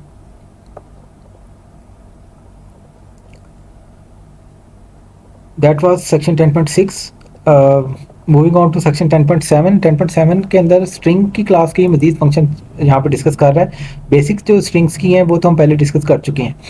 असाइनमेंट ऑपरेटर वगैरह स्ट्रिंग के साथ काम कर सकता है, सी स्ट्रिंग के साथ नहीं कर सकता, लेकिन स्ट्रिंग के साथ ऑब्वियसली ये असाइनमेंट ऑपरेटर के थ्रू असाइनमेंट हो सकती है। इनपुट लेनी है, अगर एक स्पेसिस वाली स्ट्रिंग इनपुट लेनी है तो उसके लिए गेट लाइन का फंक्शन यूज़ करना है, ये भी आप जानते हैं। कंपेयर करने के लिए आप रिलेशनल ऑपरेटर्स यूज़ कर सकते हैं, less than, greater than, less than equal to, greater than equal to, equality और नॉट इक्वलिटी, तमाम ऑपरेटर हम यूज़ कर चुके हैं स्ट्रिंग्स के साथ। उस तरह से उसने यहाँ पे एग्जांपल्स भी दिखाई हैं। और स्ट्रिंग्स को डिफाइन करने के अल्टरनेट मेथड्स हैं, इस तरह से भी डिफाइन कर सकते हैं, इस तरह यहाँ पे उसने लाइन नंबर 9 में डिफाइन किया है। असाइनमेंट ऑपरेटर के थ्रू भी कर सकते हैं, और इन तमाम तरीक़ों से भी स्ट्रिंग्स को डिफाइन किया जा सकता है। सो सेक्शन जो 10.7 है इसका भी सिर्फ यहाँ तक पेज 595 तक या ये 596 तक ये ऑपरेटर भी हम डिस्कस कर चुके हैं कि इक्वलिटी असाइनमेंट ऑपरेटर काम कर सकता है स्ट्रिंग के साथ to assign one string to another. Plus का ऑपरेटर कंकैटिनेशन के लिए यूज़ होता है स्ट्रिंग के लिए, प्लस इक्वल टू का भी कंकैटिनेशन के लिए यूज़ होता है, और स्ट्रिंग के कैरेक्टर्स को कैरेक्टर बाय कैरेक्टर एक्सेस करने के लिए आप सबस्क्रिप्ट ऑपरेटर भी यूज़ कर सकते हैं और रिलेशनल ऑपरेटर भी यूज़ कर सकते हैं। सो और ये लेंथ का फंक्शन भी हम डिस्कस कर चुके हैं लास्ट लैब के अंदर, जो लास्ट आपकी ग्रेडेड लैब थी उसके अंदर लेंथ का फंक्शन भी आपको यूज़ करना था, तो वो भी आप यूज़ कर चुके हैं। सो पेज नंबर 597 तक, इस पेज तक जो सेक्शन 10.7 है ये आपके सिलेबस का पार्ट है, और उसके बाद जो उसने फंक्शंस वगैरह डिस्कस किए हैं 598 से ऑनवर्ड्स, ये एग्जांपल भी अगेन वही चीज़ें यूज़ कर रही है जो हमने पहले देखे हुए हैं, तो ये भी शामिल है। इसके बाद से ये टेबल 10.9 से ऑनवर्ड्स जो बाकी है आपका सेक्शन 10.7, ये आपके सिलेबस का पार्ट नहीं है, और 10.8 भी आपके सिलेबस का पार्ट नहीं है, which is the last section of your chapter number 10।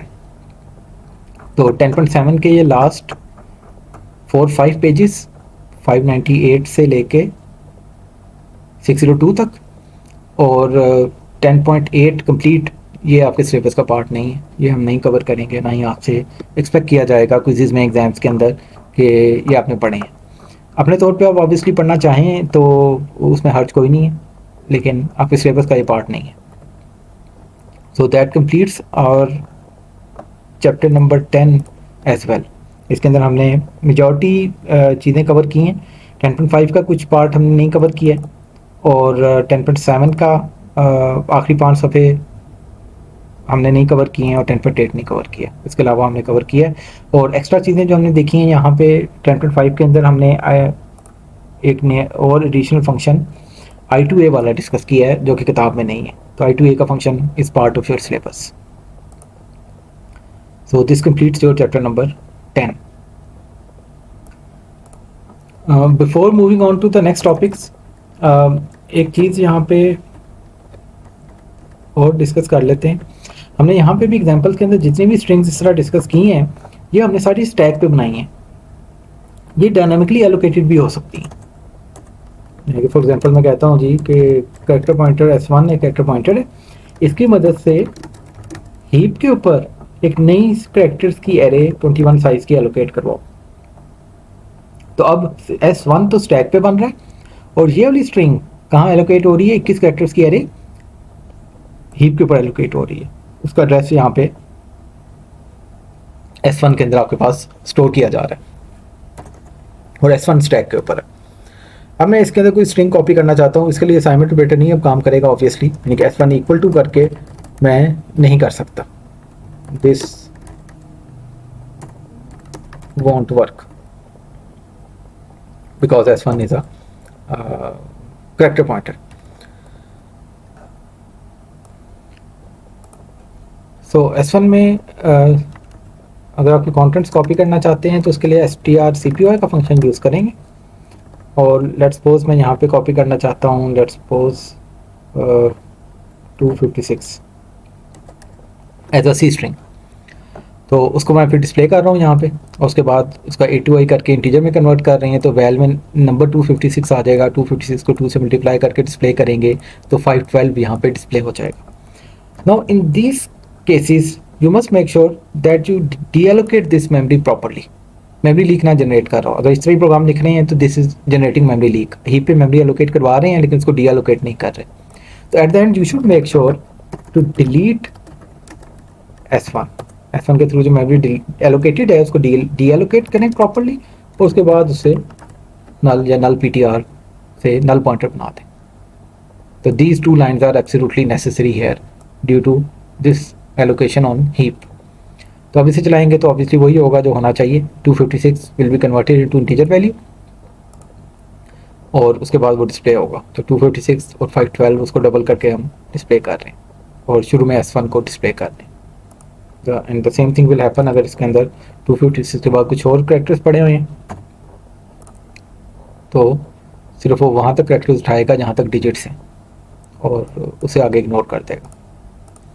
तो जितनी भी एग्जांपल्स हमने ऊपर भी डिस्कस की तमाम, यहाँ पे भी strcmp की एग्जांपल में भी, यहाँ पे str की एग्जांपल में भी हमने स्टैक पे एलोकेटेड एरेज की एग्जांपल्स ली हैं, बट वहाँ पे आप इस तरह हीप पे एलोकेटेड एरेज भी यूज़ कर सकते हैं, और ज़ाहिर है हीप पे एलोकेट हुई होगी तो उसके लिए कैरेक्टर पॉइंटर यूज़ हो रहा होगा।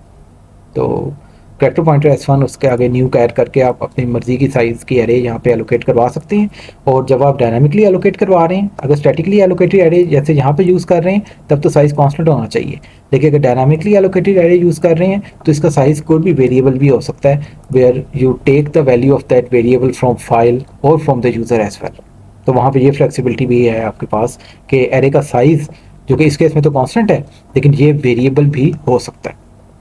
तो ऑब्वियसली डायनामिकली एलोकेट कर रहे हैं तो वेरिएबल साइज़ की एरे भी हो सकती है। तो इन तमाम एग्जांपल्स को अगर अपने पास कर रहे हैं तो इनको डायनामिकली एलोकेटेड एरेज के ऊपर भी ट्राई कर लें, but always make sure to not generate memory leaks.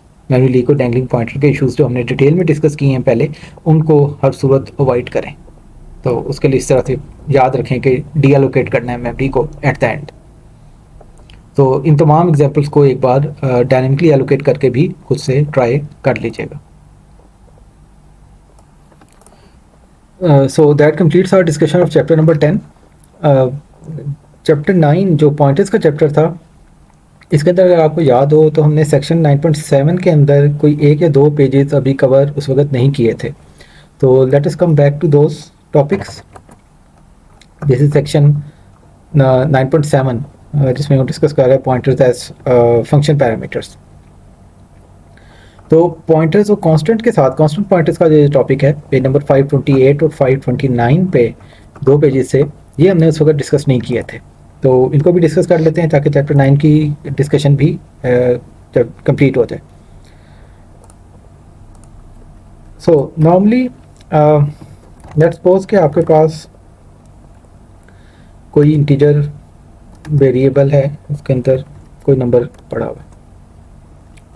मैं एक पॉइंटर बनाता हूँ p1 which is the pointer to an integer, और उसके अंदर वैल का एड्रेस स्टोर कर देता हूँ। लेट्स सपोज वैल 1 एक नंबर है और वैल 2 इज अनदर नंबर, उसके अंदर कुछ और पड़ा हुआ है, लेट्स सपोज 47 पड़ा हुआ। तो यहाँ पे मैं वैल 1 का एड्रेस p1 में स्टोर कर देता हूँ। अब मैं वैल 1 की वैल्यू को वैल 1 के नाम से भी चेंज कर सकता हूँ और p1 के थ्रू भी चेंज कर सकता हूँ। यानी कि अगर मैं चाहूँ तो static p1 is equal to static p1 plus 15, तो v1 के contents as a result of this statement change हो जाएंगे और वहाँ पे 11 प्लस 15 26 आ जाएगा। This should be clear now. यह चीज़ें बहुत आसान होनी चाहिए आपके लिए, कर चुके हैं हम ये बातें पहले। तो p1 is a normal pointer to an integer. और पढ़ते कैसे हैं हम किसी भी वेरिएबल की डेफिनेशन को? फॉर एग्जांपल वैल 1 की डेफिनेशन को पढ़ रहे हैं तो वैल 1 इज एन इंटीजर, नाम से बैकवर्ड पढ़ते हैं, पहले भी डिस्कस किया हुआ है। p1 is a pointer to an integer, यानी इसके अंदर किसी पॉइंटर किसी इंटीजर का एड्रेस पॉइंटर टू इंटीजर यानी पड़ा होगा। अब later on if I want I can change the contents pointed to by p1 like this, yeah, simply static p1 is equal to something else 30 let's suppose। Static p1 के expression को मैं किसी assignment statement के left hand side पे भी use कर सकता हूँ। And I can change p1 itself. p1 पहले वैल को पॉइंट कर रहा था, थोड़ी देर बाद मैं कहता हूँ कि नहीं, अब वो वैल 2 को पॉइंट करेगा। तो p1 के अंदर पहले वैल 1 का एड्रेस पड़ा हुआ था, अब वैल 2 का एड्रेस, इस स्टेटमेंट के बाद वैल 2 का एड्रेस उसमें आ जाएगा। अब मैं p1 के साथ जो भी चेंजेस करूंगा वो वैल 2 की वैल्यू में चेंजेस करना शुरू हो जाएगा। तो both things can be done with p1, यानी कि p1 के साथ मैं ये भी कर सकता हूँ और ये भी कर सकता हूँ। p1 जिस वैल्यू को पॉइंट कर रहा है उसको भी चेंज कर सकता है और p1 इटसेल्फ भी चेंज हो सकता है। So this is a simple pointer. Okay, और this statement is okay as well. अब बात करते हैं p2 की। p2 एक पॉइंटर में बनाता हूँ, pointer to an integer constant. यहाँ पे मैंने p1 बनाया था, इस तरह से यहाँ पे p2 बना लिया। अब p2 p1 से किस तरह मुख्तलिफ है? P1 is a pointer to integer, P2 is a pointer to an integer constant. अब P2 में लेट्स सपोज पॉइंट करवाता हूँ वैल 1 पे। अब P2 जो वैल 1 पे पॉइंट कर रहा है, तो उसके बाद क्या मैं P2 की मदद से वैल 1 के कंटेंट्स को तब्दील कर सकता हूँ, जिस तरह कि मैं यहाँ पे करने की कोशिश कर रहा हूँ? यानी कि क्या मैं static P2 is equal to 30 लिख सकता हूँ? तो एज यू कैन सी कि कंपाइलर मुझे यहाँ पे एरर दे रहा है। Since P2 is a pointer to an integer constant, किसी भी इंटीजर को पॉइंट कर रहा होगा, लेकिन वो इंटीजर इसके लिए कांस्टेंट होगा, नॉन मॉडिफाइबल होगा। लेकिन P2 उसकी वैल्यू को रीड तो कर सकता है। फॉर एग्जाम्पल मैं ये तो कर सकता हूँ, लेकिन उसकी वैल्यू को तब्दील मैं नहीं कर सकता। रीड कर सकते हैं, मॉडिफाई नहीं कर सकते।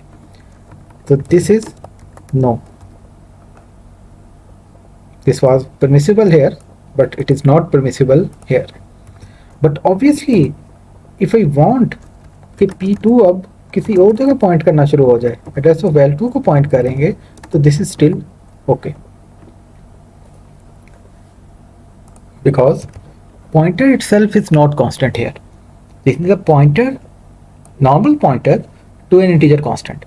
So that integer value is constant. So that value cannot be changed through P2. P2 itself can be changed. एक वेरिएबल को पॉइंट कर रहा है, दूसरी बार किसी और वेरिएबल को पॉइंट करेगा, थोड़ी देर बाद हो सकता है किसी तीसरे वेरिएबल को पॉइंट कर रहा हो, विच इज़ परफेक्टली फाइन। और ये चीज़, इस तरह के पॉइंटर हमने फंक्शन में पैरामीटर पास करते वक्त भी देखे हुए हैं कि हम फंक्शन डिस्प्ले एरे के फंक्शन में पॉइंटर पास करते थे जो कि एरे का नाम होता था। तो हम चाहते थे कि वो कांस्टेंट पॉइंटर के तौर पे जाए, कांस्टेंट इंटीजर पॉइंटर के तौर पे जाए, यानी कि उस पॉइंटर के थ्रू डिस्प्ले का फंक्शन एरे के कॉन्टेंट्स को रीड तो कर सके लेकिन उसको मॉडिफाई ना कर सके। तो देयरफॉर ये इस तरह का पॉइंटर जिस तरह का P2 है, इसको पढ़ेंगे P2 is a pointer to an integer constant और P1 is a pointer to an integer. कहीं पे भी उसके कांस्टेंट नहीं। सो सेकंड वाली वेरिएशन के अंदर ये वाली चीज़ अलाउड नहीं है, लेकिन ये ऑब्वियसली अलाउड है, पॉइंटर इटसेल्फ चेंज हो सकता है। तीसरी वेरिएशन जो कांस्टेंट और पॉइंटर के साथ हो सकती है वो है ये, जो आपसे पहले हमने नहीं देखी। P3 is a constant pointer to an integer. इसको भी अगर बैकवर्ड पढ़ें, P3 is a constant pointer to an integer. और इस लाइन पे भी आप देख सकते हैं वो एरर दे रहा है। बाय एरर भी आप पढ़ सकते हैं कि constant variable P3 requires an initialiser. ये उसी तरह ही है जिस तरह मैं कोई कांस्टेंट इंटीजर बनाऊं और उसको इनिशियलाइज ना करूं। यहाँ पे भी कंपाइलर मुझे एरर देता है, constant variable an requires an initializer. तो जिस तरह ये कांस्टेंट इंटीजर है, नेम कांस्टेंट है, इसको इनिशियलाइज करना ज़रूरी है, इसी तरह से P3 भी एक कांस्टेंट पॉइंटर है, इसको भी इनिशियलाइज करना ज़रूरी है। इसको अब इस तरह नहीं छोड़ सकते। P1 को हमने ऐसे ही छोड़ दिया था, बाद में उसमें वैल्यू साइन की, P2 को भी इस तरह ही किया था, लेकिन P3 में हम ऐसा नहीं कर सकते। तो P3 चूंकि कांस्टेंट पॉइंटर है, तो it must be initialize in the same statement in which it is being defined. तो यहीं पे मैं ऐसे लेट्स सपोज वैल 1 के एड्रेस से इनिशियलाइज कर सकता हूँ। तो P3 क्या है? P3 is a constant pointer to an integer. Now here the pointer is constant. इसका मतलब है कि P3 के थ्रू अगर मैं उस जगह के कंटेंट्स, उस वेरिएबल के कंटेंट्स चेंज करना चाहूँ तो ये तो अलाउड होगा, इस पर कोई एरर नहीं है, चलेगा। P3 जहाँ भी पॉइंट कर रहा है उसके कंटेंट्स को तब्दील कर सकता है, लेकिन P3 इटसेल्फ कहीं और पॉइंट नहीं कर सकता, इस पर एरर आ जाएगी। और वन सेकेंड वही एरर है कि आप एक कांस्टेंट की वैल्यू को तब्दील करने की कोशिश कर रहे हैं, दिस इज नॉट अलाउड।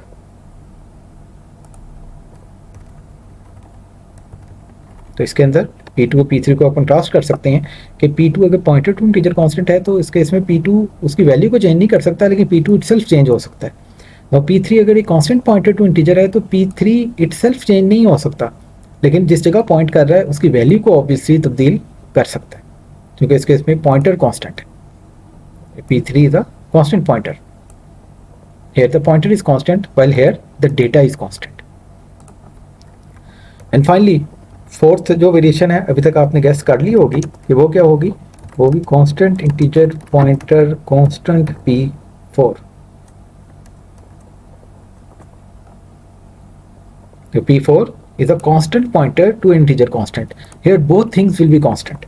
तो p4 को कैसे पढ़ेंगे, p4 is a constant pointer to an integer constant. Pointer भी कांस्टेंट है और डेटा भी कांस्टेंट है. अब चूंकि पॉइंटर कांस्टेंट है, जिस तरह p3 में भी था, यहाँ पे पॉइंटर कांस्टेंट है, तो p4 को भी इस तरह ही इनिशियलाइज करना ज़रूरी है. अब जिस जगह से इसे इनिशियलाइज करती है, ये यहाँ से उठ के कहीं और नहीं जा सकता, और जिस जगह पॉइंट कर रहा है उसके कंटेंट्स को भी तब्दील नहीं कर सकता. तो ये भी नो, और पी इसको कहीं और लेके जाना चाह रहे हैं तो वो भी नो, ये भी नहीं चलेगा. Both statements will result in an error. आप सिर्फ रीड कर सकते हैं उस जगह की वैल्यू को जिसको p4 पॉइंट कर रहा है. तो these are 4 types of pointers which are normally used in C++. कि ये पहली टाइप है जो हम नॉर्मली यूज़ करते हैं. इस केस में पॉइंटर भी कांस्टेंट नहीं है और डेटा भी कांस्टेंट नहीं है, जिनके दोनों चेंज हो सकते हैं. यहाँ पे हम डेटा चेंज कर रहे हैं विच इज़ फाइन, ओके, और यहाँ पे पॉइंटर चेंज कर रहे हैं which is also fine. Second variation p2 के नाम से जो हमने बनाई है, यहाँ पे डेटा कांस्टेंट है, पॉइंटर कांस्टेंट नहीं है. सो डेटा चेंज नहीं हो सकता, जैसे कि आप देख सकते हैं डेटा नहीं चेंज हो सकता, but p2 itself can be changed. p2 के कंटेंट्स चेंज हो सकते हैं, लेकिन p2 जिस भी वेरिएबल को पॉइंट कर रहा होगा उसका डेटा वो तब्दील नहीं कर सकता. टिपिकली फंक्शन में जब आप पैरामीटर में भेजते हैं, रीड ओनली एक्सेस देना चाहते हैं किसी फंक्शन को, किसी एरे की, तब इस किस्म का पॉइंटर यूज़ करते हैं. थर्ड टाइप इज दिस, जिसके अंदर पॉइंटर कांस्टेंट है. आप चाहते हैं कि पॉइंटर एक जगह से इनिशियलाइज हो और उस जगह से कभी मूव भी ना कर सके, चाहे मैं ही उसे मूव करने की कोशिश कर रहा हूँ तो वो ना अलाउ करे. तो पॉइंटर नहीं मूव कर सकते, लेकिन data to which that pointer is pointing can be modified. p4 के अंदर दोनों चीज़ें फिक्स कर दी गई हैं कि ना पॉइंटर चेंज हो सकता है ना डेटा चेंज हो सकता है. तो फिर p4 किस लिए यूज़ होगा, सिर्फ और सिर्फ जिस वेरिएबल से इनिशियलाइज हुआ है, जिस वेरिएबल के एड्रेस से इनिशियलाइज हुआ है, सिर्फ उसको मॉडिफाई, सिर्फ उसको रीड कर सकता है, मॉडिफाई नहीं कर सकता. यानी सिर्फ उसकी वैल्यू को गेट करने के लिए यूज़ हो सकता है. और p4 कहीं और जा भी नहीं सकता, क्योंकि इस केस में पॉइंटर भी कांस्टेंट है. तो आमतौर पे वैसे पहली दो ही ज़्यादातर यूज़ होती हैं. पता आपको चारों का होना चाहिए कि p3 की ये जो टाइप देखी है कि constant pointer to an integer है, और p4 के अंदर constant pointer to an integer constant है. और ये भी पता होना चाहिए कि इस किस्म के पॉइंटर को और इस किस्म के पॉइंटर को वहीं पे इनिशियलाइज करना ज़रूरी है जिस लाइन में उसे डिफाइन कर रहे हैं. क्योंकि पॉइंटर कांस्टेंट है तो वहीं पे उसको इनिशियल वैल्यू देना ज़रूरी है, जैसा कि हमने यहाँ पे दी और यहाँ पे भी दी. तो यही चीज़ें उसने यहाँ पे सेक्शन 9.7 के उन 2 पेजेस में डिस्कस की हैं कांस्टेंट पॉइंटर्स की. ये कांस्टेंट पॉइंटर की डेफिनेशन बता रहा है, जो कि हमने यहाँ पे ये p3 के कॉन्टेक्स्ट में डिस्कस कर लिए.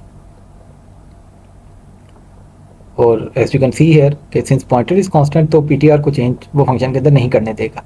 लेकिन अगर पॉइंटर कांस्टेंट है तो पॉइंटर जिस जगह पॉइंट कर रहा है उसको ऑब्वियसली चेंज कर सकता है. तो this is not allowed but this is allowed, जैसा कि हमने यहाँ पे डिस्कस किया कि this is not allowed, pointer can not be changed, but the value to which it is pointing can obviously be changed. और कांस्टेंट पॉइंटर टू कांस्टेंट, यानी p4 जिस तरह हमने डिस्कस किया, जिसके अंदर दोनों चीज़ें कांस्टेंट है, तो वो उसको मॉडिफाई नहीं कर सकता, सिर्फ रीड कर सकता है. ना पॉइंटर मॉडिफाई हो सकता है और ना ही डेटा मॉडिफाई हो सकता है. तो अगेन उसने भी इसकी एग्जांपल यहाँ पे डिस्प्ले वैल्यूज़ के फंक्शन में कि